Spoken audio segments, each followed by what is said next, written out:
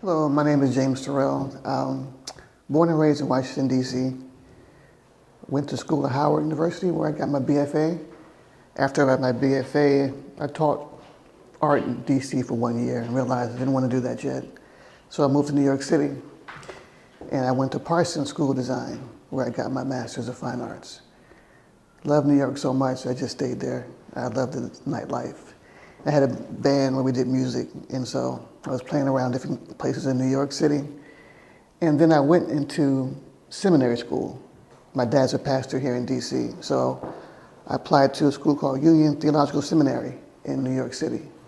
And I got my Master's of Divinity degree in art and theology, was my concentration. So after that, I moved back to DC, and I began teaching at various schools around DC, and got very comfortable. That's before I got married, and so I enjoyed the fact of having a paycheck every 2 weeks, and I was still doing my artwork, still exhibiting my artwork, but not in terms of solo shows. It was just I would exhibit pieces here and there, certain different places, and got very comfortable. And then I met my wife, and we got married. Then we had 3 kids. And I realized that I had stopped really pursuing my art, and like I had when I was first going to school. And so then COVID hit. And once COVID hit, my wife said, why don't you use this time to focus back on your art and do a whole series of work. And so I used that time being home, because I wasn't used to being at home. Every day I'd get up, go to work, come back home, see my kids for about 2 or 3 hours, go to sleep, do it again every single day. And my wife was a stay-at-home wife, mother. And I didn't realize how much time and it took to actually raise a family at the house. And so COVID showed me, what I did every day was easy compared to what my wife was doing. She's also a full-time artist as well. And so I realized, wow. She said, focus on this series of work. So I started painting this whole series, not this series, it's another series, which is currently on exhibit in Ohio right now at the Columbia Cultural Arts Center. And being at home changed my whole approach to art, because we have 3 kids and a dog. The kids are 5, 7, 14. And I like painting on the floor. But when you have kids that age and a dog, all they're going to do, they come through the room, knock over paint.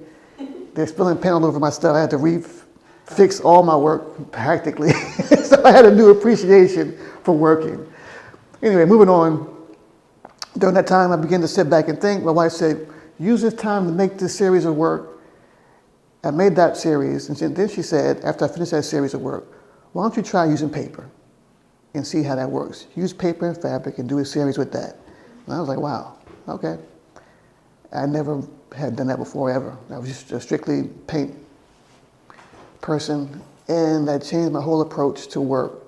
So as I began to make this series of work, I remembered that my father said his mother was a quilter. She made quilts. So I asked them one day, being home because of COVID and my school was closed down, he said, come over and I'll show you some of the quilts. And he showed me some of the quilts that she had made. And I was like, oh, I had forgotten that, she made quilts for all of her grandkids. So I had one, my sisters have one, my cousins have some too as well. And I began to go back and look up old quilt patterns online. And I really fascinated about how they made the designs and put them together. And so I started using the paper in that same particular way. And over time, this whole series developed, and I was really into color theory and how to put colors together and how to place patterns together. But how do you do that and still make the canvas still balance out, where it's not too heavy on one side or too heavy on the top, but how do you make it all balance out? And I was always into portraits and into figures, so I wanted to put the portraits with these particular patterns.